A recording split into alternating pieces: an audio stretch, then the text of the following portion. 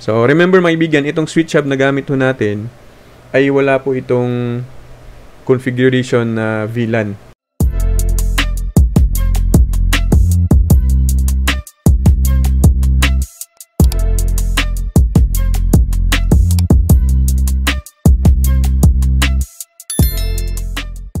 Mga kaibigan, magandang araw po sa ating lahat.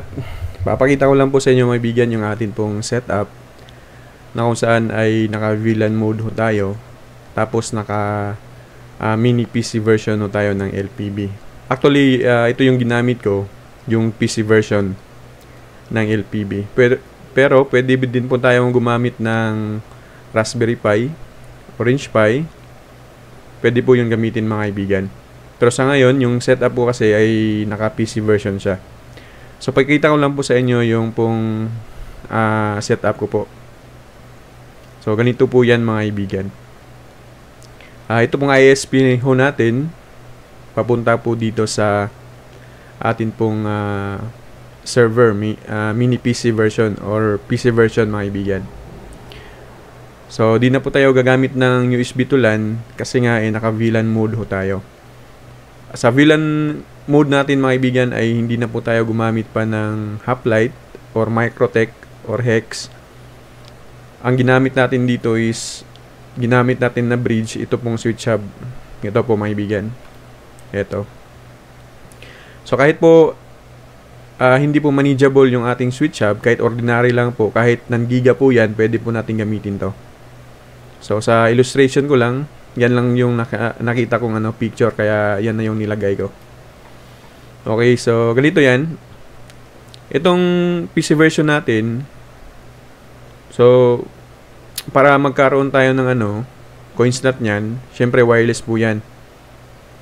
So, ito yung main sub-vendo natin, yung pinakaunang sub-vendo. Yan yung i-combine natin mga kaibigan dito sa PC version natin. So, meron siyang access point. Ito yan, naka-VLAN. So, dapat din kapag switch hub yung gamit na natin, kapag nag-VLAN mode tayo, dapat yun pong antenna na gamit din natin is naka-VLAN mode din po siya. Okay, so yung gamit ko na antenna dito is TP-Link, yung AEP1110. Yun yung ginamit ko. So si sub-vendo, main sub-vendo natin, itatap natin siya, i-combine natin siya dito sa antenna natin na nakapangalan dito po sa main PC ho natin mga kaibigan. Halimbawa, yung main sub-vendo natin is nasa tindahan ninyo. So, yun yung nakapangalan. At i-combine natin dito sa antenna kung ano mang pangalan na nilagay ho natin. Kasi, ito mga kaibigan, kapag nag-change ho tayo ng pangalan ng dun sa vendo na na-combine natin sa antenna, pag nag-change tayo ng pangalan sa antenna, mag-re-reflash tayo ulit at magko-combine ho tayo ulit. Ayan. Okay? So, dito sa antenna, kasi VLAN mode ho tayo, itong blue na mga linyang ito mga kaibigan, cable po yan. Okay? So, nagrepresenta po yan as cable, UTP cable. So, sa antenna, ito po ay papunta dito sa POA. O nga pala mga kaibigan, ang tutorial na ito ay para po sa mga beginners na gaya ho natin na nagsisimula pa lamang sa ganito pong setup, okay? So, kung meron pong mga nanonood ngayon na mga expert na, mag-add lamang po kayo ng mga komento, idea po sa atin pong comment section. Okay, so dito, sa ating access point, papunta yan sa PoE. Basic po yan mga kaibigan, para magkaroon ng power yung ating antenna. Tapos, dito sa LAN, so di na tayo gagamit ng USB to LAN, diretso na po siya sa switch hub.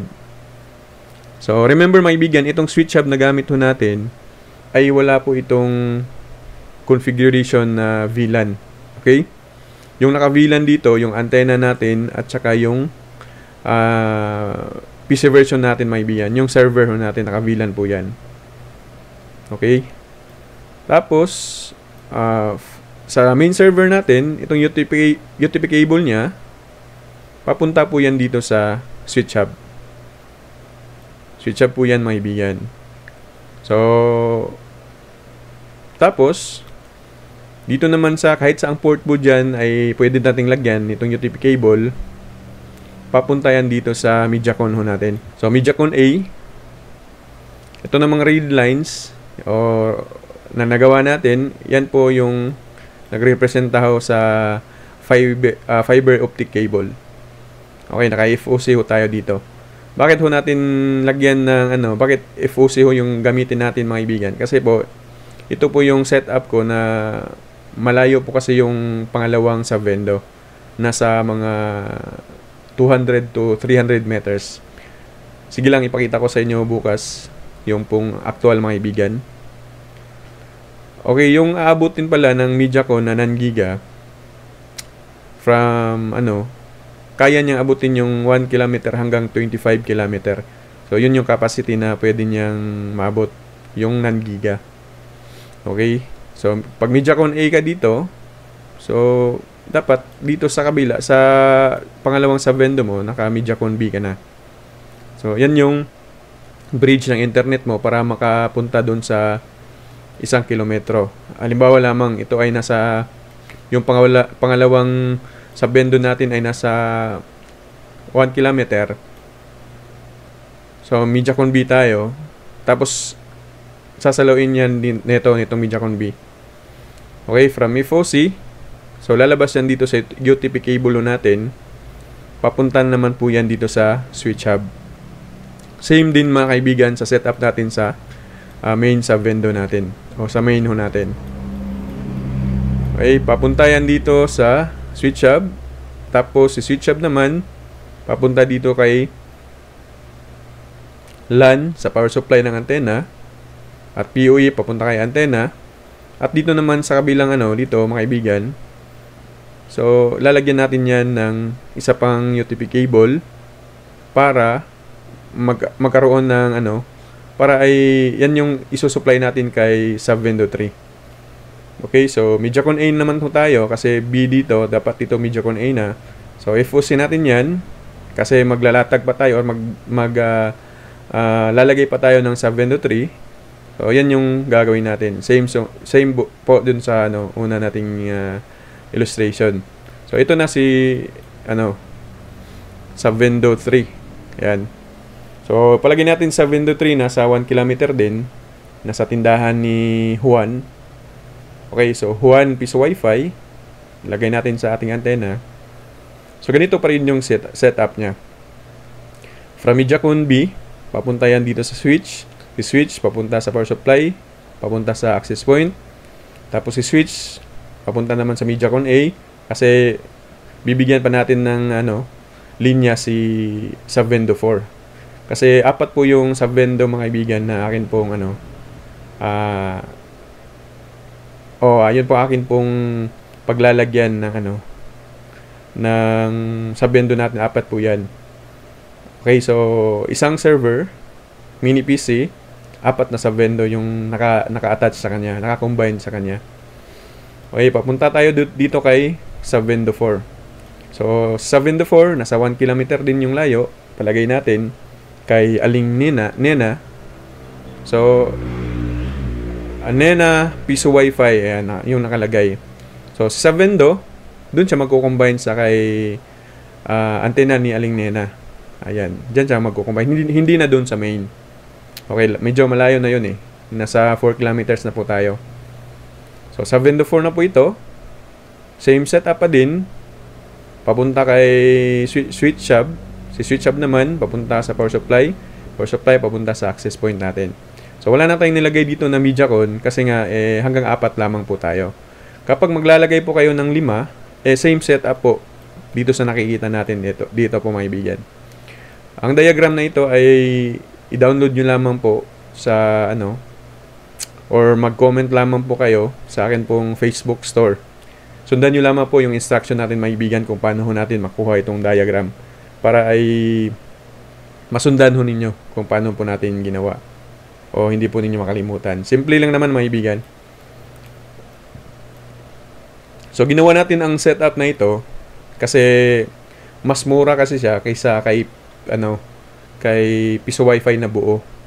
Kasi pag piso Wi-Fi na buo, halimbawa yung second piso Wi-Fi mo nasa 1 kilometer, so hahanap ka pa ng internet bibili ka pa ng modem or di kaya ay kukuha ka pa ng plan sa PLDT. Tapos mas mahal kung package siya na piso wifi, di ba? So mas mahal yung gagastusin natin. Ang maganda dito, kapag sa Vendo lamang, naka-series po siya. So kakaunti lang yung yung magagastos natin kasi isa lang yung ISP niya, yung internet ho natin na yung main po, isa lang po yung internet ho natin. Ayan. So isa lang yung babayaran natin, di ba? Ang lang dito, kasi kapag kapag ganito po yung setup kasi natin, mga kaibigan, kailangan din po kasi natin ng fiber optic cable. Siyempre, hindi mo kaya yan na ikaw lang mag-isa. Kailangan may tao ka. May susuhulan ka na tao na aakyat dyan sa mga poste. Yan yun. Yan lang po yung disadvantage. Pero kung para sa akin, depende po yan sa atin, mga kaibigan. Kung may may pera tayong naigagastos, pwede naman yan. Pwede naman ganitong series, mga kaibigan. Okay, so yung tanong naman, yung antenna dapat same brand sila. Kasi yung aking ginamit is, yung main natin is TP-Link AEP1110. Yung sa mga subs din natin is TP-Link po yan, mga kaibigan. Tapos same po sila ng na VLAN mode. Kasi hindi po yan gagana kapag hindi po naka-VLAN yung ating antenna. Napansin ko din dito, kapag naghulog tayo kay main 1 sa Vendo 1, tapos magtra-transfer siya doon kay sa Vendo 2, hindi mawawala yung kanyang time kahit na iba yung pangalan kay sa Vendo 2. Yan yung kagandahan kung same yung yung gamit natin na access point na brand. Okay, maibigan? Tapos kung kayo po ay magtatanong paano po splicing ng ating fiber cable, itong red lines na ito, paano po yan gawin, i-click lamang po ninyo ang atin pong link sa atin pong description, mga kaibigan. Nandyan po sa baba ng ating video kung paano po mag-splice ng FOC. Okay? Kung paano po siya gamitin. Yung tanong naman, kung halimbawa ay maghuhulog tayo dito kay sa Vendo 4, so paano yun gawin?